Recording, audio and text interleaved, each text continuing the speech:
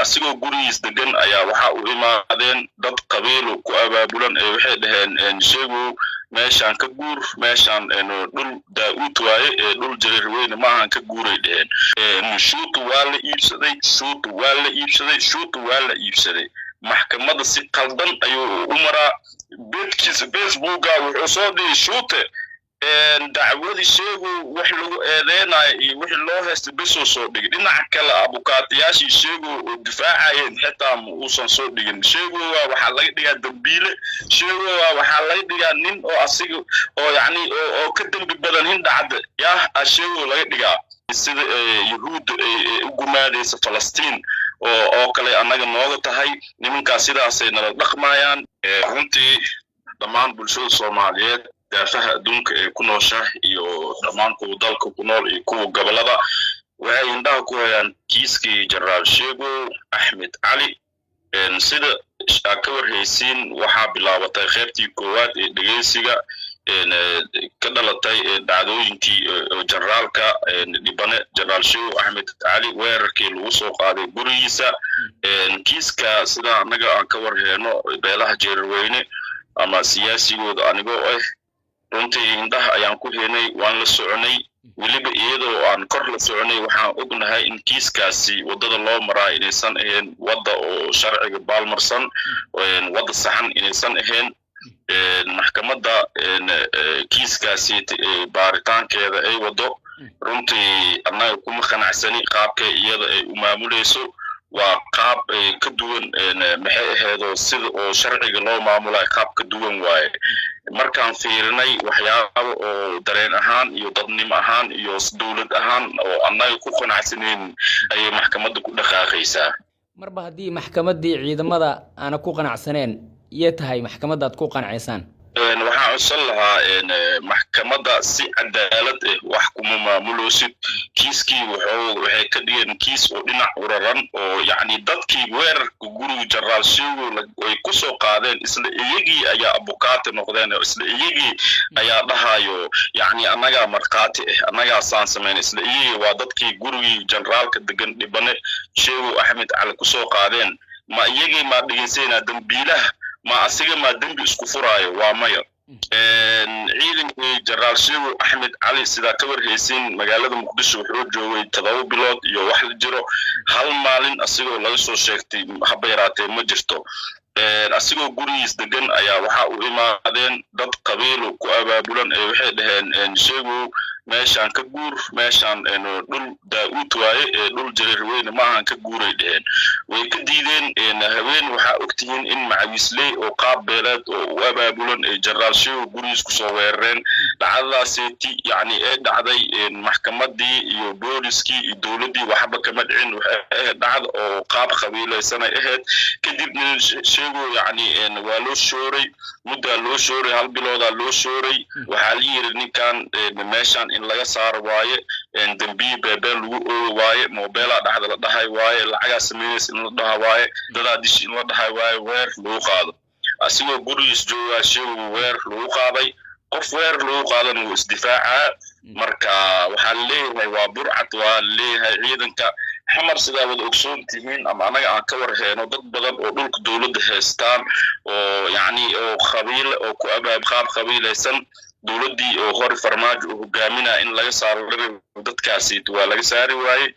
ilaa haddana yacni dhulalkii dawladda ay haystaan dad jenaraalo oo 4 bilood 3 bilood tababar ay soo qaateen jenaraalanahay oo dhahayaan aysan jenaraal ben abuur oo magaalada suuq ka haysto ayaa anaga ka warheena oo naqaano dad yacni xoolo islaameed soo dhaceen wax badan sameeyeen oo maxay ahayd oo qabiil hoos marsanaya jiro oo la soo qabin dad badan oo mobile iyo hanti laga dhacay guryo laga dhacay carwo laga dhacay wax walba laga dhacay magaaladaas joogaan oo dadkii dhaceen joogaan oo qaab qabiilaysan oo wax maamulayo ayaan ka warhaynaa magaalada Muqdisho hubka yani qof walba iska wataa nin sarkaal ah ku dhahay sarkaal hore ahaa hubku ku dhahay wataa Sheego wuxuu ahaa nin jenaraal oo la soo dagaalay al-shabaab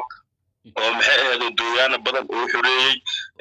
maxay ahayd nin oo kana badan oo yani loo haysto marka qofkii hubka asiga hadhow meel cid lama isdhiga yani hubka isku difaacayo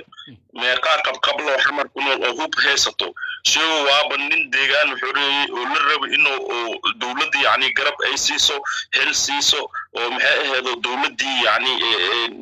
maxay abaalmarin ay siiso shabeellaha hoose shabeellaha dhexe deegaana badan oo xoreeyey sidaas darteed waxaa abaalmarin loo dhigay in lala dhaqmo nin mooryaan oo kale in lala dhaqmo qof oo wadanka cudow ku ah in lala dhaqmo oo kale ama qof oo wadanka oo shabaab uu yahay oo kale in lala dhaqmo arrintaasi runtii annaga ka jareer weyn ahaan arrintaasi waxay nagu noqotay oodin oo yani sida yuhuudda ay u gumaadaysa falastiin oo kale annaga nooga tahay nimankaas sidaasay nala dhaqmayaan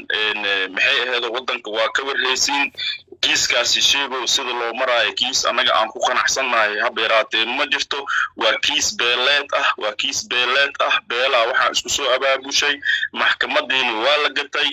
maxkamadda waxay noqotay maxkamad qabiileed maxkamadda waxay noqotay maxkamad qaraaweed maxkamadii waxay noqotay maxkamad toleeday noqotay maahan maxkamad soomaaliyeed ee ummadda soomaaliyeed lagu cadaalad soorayo oo ummadda soomaaliyeed si cadaalad wax loo dhegeysanayo ninkii qofkii weerarayseegu gurigiis weeraray isla asagii ayaa markhaati ku ah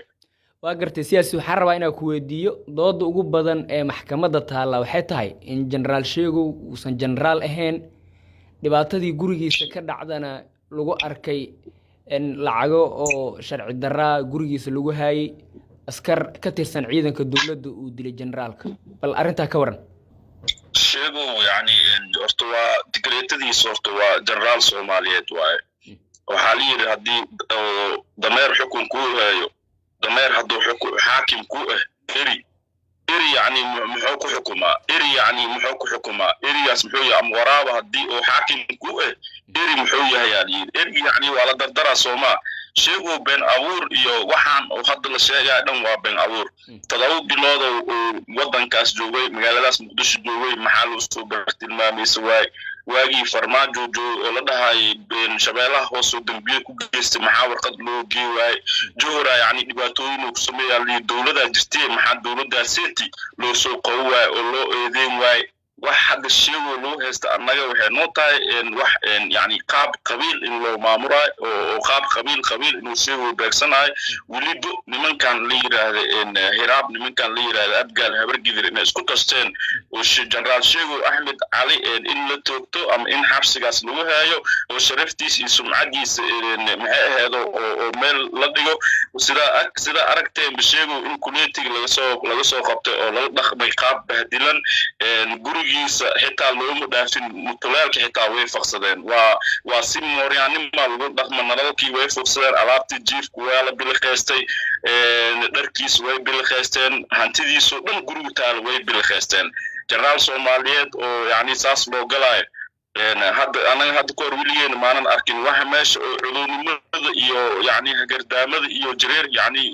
loo qabo ciilka jareer loo qabo anaga aan noo soo baxay teeda xiga waa aragteen TV-yada waa ka aragteen video oo soo duubay mid oo dhaa dhiigii walaalkay boo galay dhiig walaalka oo gal muxuu yahay waa ninka oo sheego kuleeti oo ka heeyay markii la soo qownayo wuxuu yiri sheego walaalkay boo dilay wax uu walaal u dilay malahan waa dad qabiil u abaabulnay ahaayeen dadkii sheego gurigiisa oo ku soo weerareen dad macawiisi wateenay ahaayeen maxaa loo soo qoway booliis kaliis ma dagaalameen waxa dagaalamay macawiisleen way ku jireen oo qaab qabiilaysan u abaabulan oo guriga sheego weerar ay ku qaadeen waan gartay haddii kiiska generaalka uu sidaan ku sii socdo maxaa isleedihiin natiijada way ka soo bixi kartaa ma beesha jareer weyne way ku qanciyaysaa natiijada ka soo baxda kiiska wallahi aniga qowmiyada jareer weyne meel walba ay joogaan horto aniga mar horaan la hadlay waan sheegay waan ku celiyay kiiska jenaraal sheego iyo maxkamadda inaysan cadaalad ahayn oo maxkamadaasiti oo maxkamad reereed ama maxkamad toleed ama maxkamad qaraabeed ama maxkamad qabiileed inay noqotay oo kiiskii yani si cadaalad daro oo loo maraayo ninkii dhibanihii ahaaya waxaa maanta laga dhigayaa qof asiga wax dhibaya laga dhigaa maxay ahayd annaga maxkamadaas city wadada kiiskaas ay u maraysa wada qaldan waaye shuutu waa la iibsaday maxkamadda si qaldan ayuu u maraa beedkiisa facebooka wuxuu soo dhigay shuute dacwadii sheegu wax lagu eedeynayo iyo wixii loo haystay bisoo soo dhigin dhinaca kale abukaatayaashii sheegu oo difaacayeen xitaa ma uusan soo dhigin sheegu waxaa laga dhigaa dambiile sheegu waxaa laga dhigaa nin oo asiga oo yacni oo ka dembi badan in dhacda yaa sheegu laga dhigaa dadkaasa xamar ku noola dembi lagu soo eegi lahaa dadkii hantida Soomaaliyeed heesta dembi lagu soo eegi lahaa yaa indha waxay ku ilmeysaa runay ku ilmeysaa indha yaa been kuma ilmeyso فهمتي موقف كين جرير وين موقف كين كيس كاس هدي كيس عدالة درا لو مرو قوان عد أيان كسو صار دونا إلهي إذن كيس إن شاء الله شو أرنتيس كمان سيحن وأسود جينا هوي مالنا أسود جينا إن كيس كاسيتي سي أنا أن كود دفاع عن قعن إف لبض إن عبوا كود دفاع هنا محكمة هرابيسم محكمة هرابيزم كإيه oo yani qabiil ahaan maxay ahayd xukunkaas uu maamulayso ilaahay idinkiis iyagana maxay ahayd waa la xisaabtami doonaa cid alaal cidii kiiskan sheego oo qabiilkii maxay ahayd qabiil alaal qabiilkii soo fargeliyo oo annaga si cadaalad daran u dhaqmo way ka shalay doonaan insha Allah taal walaalaheena abgal cusbaano tala idin siina walaalaheeya tihiin dawladan shaarkeeda yaa lagu ciyaarin walaalayaal jireer weyni abgal dad wada dhashay oo walaalaanahay godobta naga gilaysiin oo siyaasadeed godob oo anaga aan u adkeysan karna habeeraatee ma ahan walaalayaal maxay ahayd oo yaan hanisku soo jeedinin walaalayaal hanisku soo jeedinin wallahi billahi oo tala ismada magacyada ugu sarreeyaan ku dhaarnaa kiiskan sheegu haddii sida maxkamad ay ku xukmiso dhibaatada dhacda anay mas'uuliyadeeda ma leeyni hadda cadeena abgaal waa cadeena idinka idin soo horgambanooya afkeega aniga hadalka ku hadla waa hadal oo jireer weyn oo dhan oo maxay ahaado ay ku wada hadleen waxa aniga aan ku hadla waa hadal oo jireer weyn oo dhan oo raali isigiyaha waa kiiskan haddii sida oo lagu xukumo oo saan oo lagu xukumo abgaalo wixii dhibaato dhacdo مسؤولية أنا جمليني واحد سببت كيس كان وحلو مرا قاب قبيلة كيس كان وحلو مرا عنصر نمو كيس كان وحلو مرا باكس بلاد وأنا جنقول هاي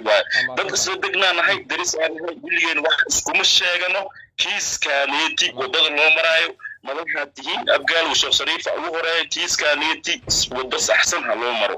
هذه وبس أحسن لو مرا بات كده على مسؤولية أنا جملين